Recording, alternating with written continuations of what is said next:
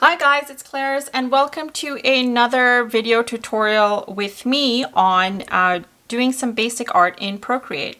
In today's video, we are going to learn how to create these simple looking florals by just using the shape tools and replicate in Procreate. Right, so the first thing we're going to do is create a new layer, which I've done right there, and I'm going to rename it to Petal. Although it doesn't really matter at this point, I'm just going to do this because we're doing this tutorial. And once we have that, I'm going to click on the squiggly line and we're going to make sure that it's selected on ellipse, and we are going to go ahead and create a oval shape right there. And once we've let that go, I've already pre-selected my color. I've selected like this nice light pink, which is right there.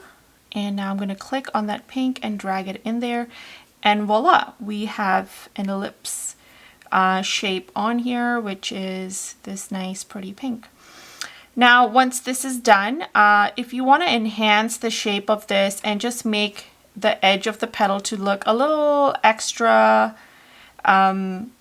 flowery, what I'm going to do is repeat the same process. And again, I'm going to create a new layer, making sure we've selected that tool. We're going to create a little ellipse right over on this side here. And it doesn't need to be directly to the edge because it's on a different layer, so we're going to move it. So I'm going to do the exact same process on a smaller scale. And once it's done, I'm going to make sure the layer is selected, click on the arrow tool, and we're going to bump this over to the side. Like right this way. All right, so now we've got that. And now once we have this little bend happening over here, we're just gonna swipe to the left, click on duplicate, and then making sure we have the arrow tool selected, selection tool, we're gonna move this over ever so lightly over on this end. And once we've reached there, we're gonna let it go. And so now we have a fairly similar looking shape on both sides. Our bottom isn't wholly affected, so it's great. So now what I'm going to do is select all three by just using my fingers like this, and we combine the layers and make it one. So there we go, we have our first petal. And now with this petal, we're going to replicate it and create the whole shape of a flower. Make sure that you are selected on the actual layer. And once that's done, we're going to make sure we have selected the selection tool again. And it gives us a whole bunch of options at the bottom. And we're going to select the option to flip it. So flip vertical is what I want to do, and it immediately flips it down. Now that that's done, I'm just going to move this down all the way to the bottom, making sure it touches. There we go. And once that's done, we're going to go back here and join these layers again. And then again, we're duplicating. And this time selecting the selection tool, we're going to flip this. We're going to rotate this 45 degrees and 90 degrees. And then now we have a cross, which is perfect. We're going to duplicate this again. And again, selecting the selection tool, we're going to rotate this 45 degrees again. And go okay, duplicating it again. And again, one last time, we are doing a 45-degree rotation. Now you can see they're not perfect, so you can kind of adjust it by yourself if you wish, and just kind of make sure that they are semi-symmetrical. They don't have to be perfect on either side, like on both sides. I'm just trying to kind of wing it here, moving this one over slightly.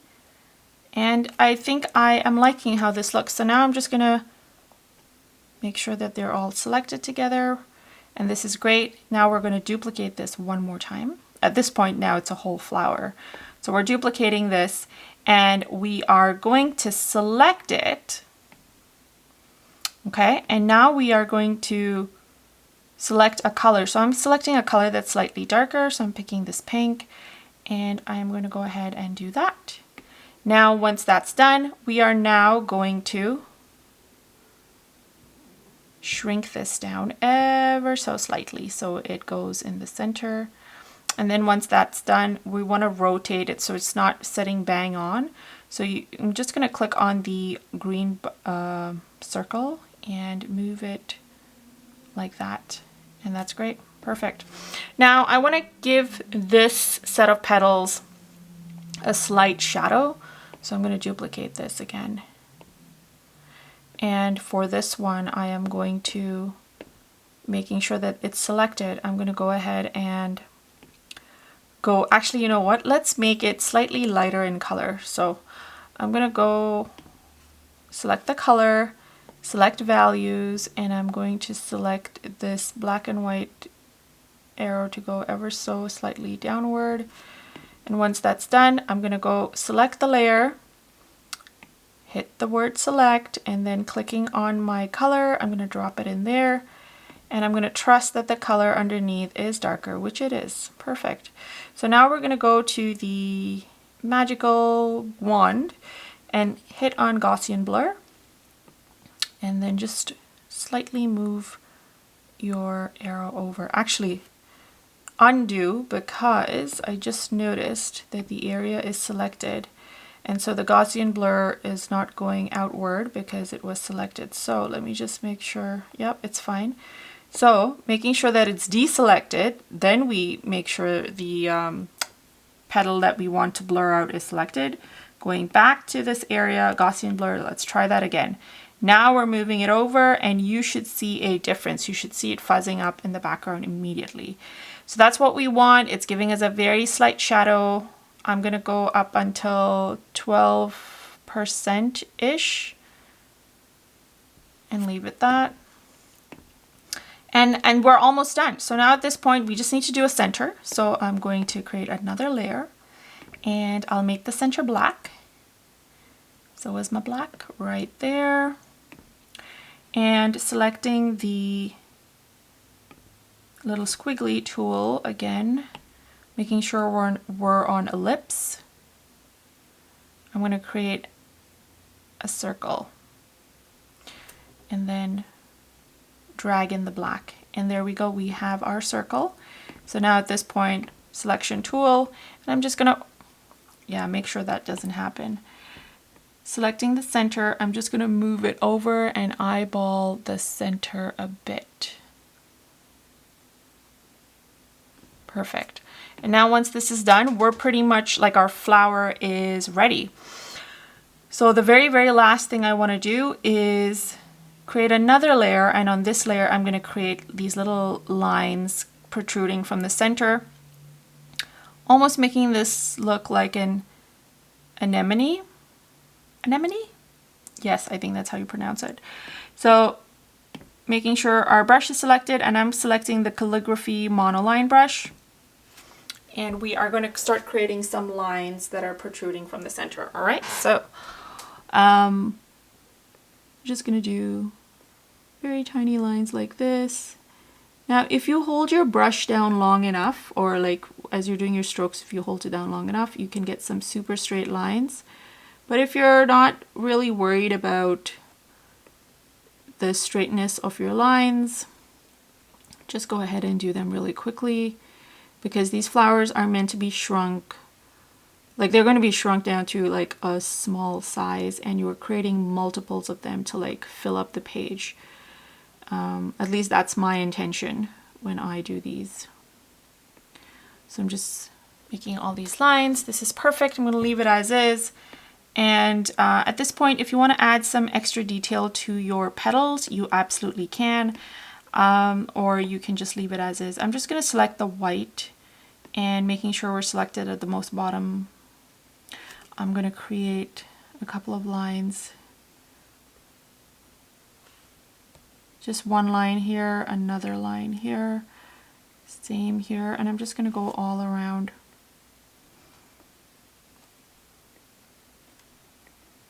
Very roughly, as you can see.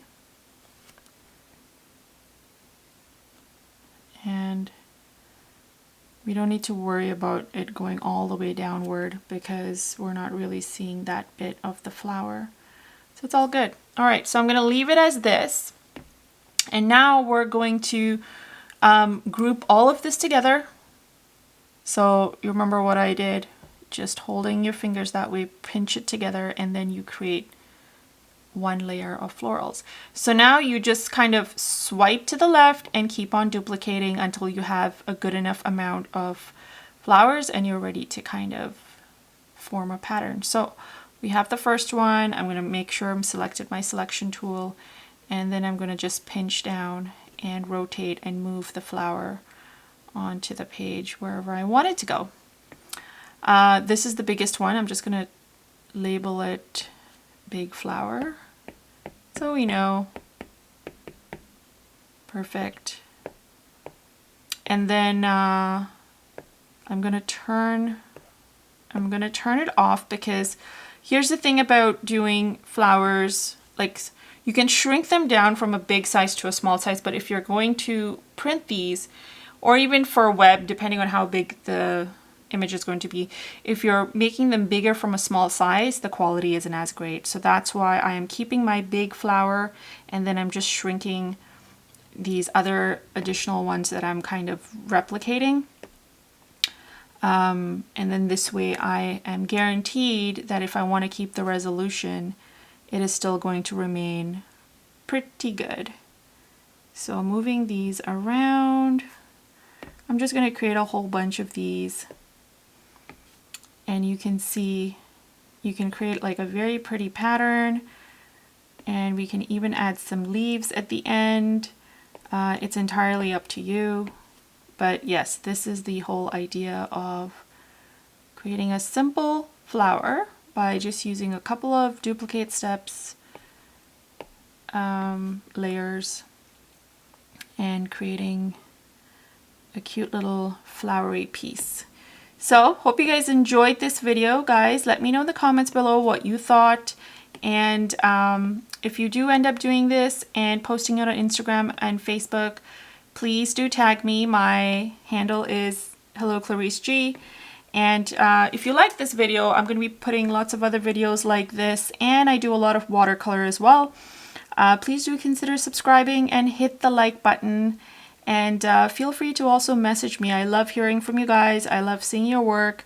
So never feel like it's a bother to reach out to me and ask any questions if need be. Thanks guys for watching, and we'll chat soon. Bye.